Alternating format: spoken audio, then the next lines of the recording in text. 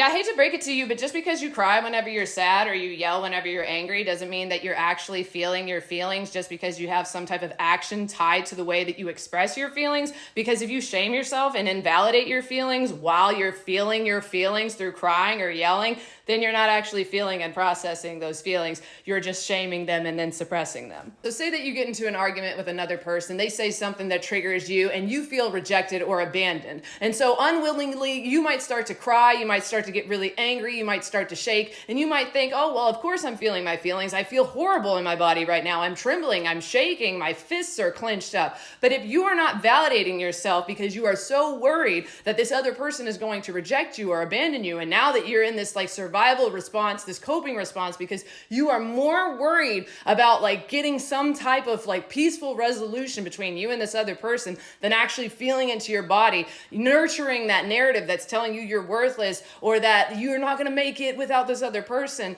then you're not actually validating yourself. You're not making yourself feel safe, and you're not actually processing the feelings that you're having in your body during that moment because you are in a survival response. And this can even happen when you're by yourself. If you are shaming yourself, there's a narrative, and you are trying your best just to get through that emotion to fix it, then you're not actually feeling it through your body and processing the trauma or the emotions and the feelings that are coming up. So if you're in a situation that feels like you are in a survival response, the best thing for you to do is probably try to survive. You got to run away from a threat, or you got to take some space if you think it's a threat with another person and be like, hey, I need to go in the other room, I need to regulate, and then I need to think about what it is that I'm feeling. If it's a situation where you're in the car or you're at work, yeah, you might have to just feel those survival responses, those coping responses, but you have to be able to get back to yourself to process those emotions and actually get curious and ask yourself, okay, what was I feeling? Where was it in my body? How do I feel about this? What's the narratives that were coming up? How much of that is true? And how much of that is just a survival response, a coping response,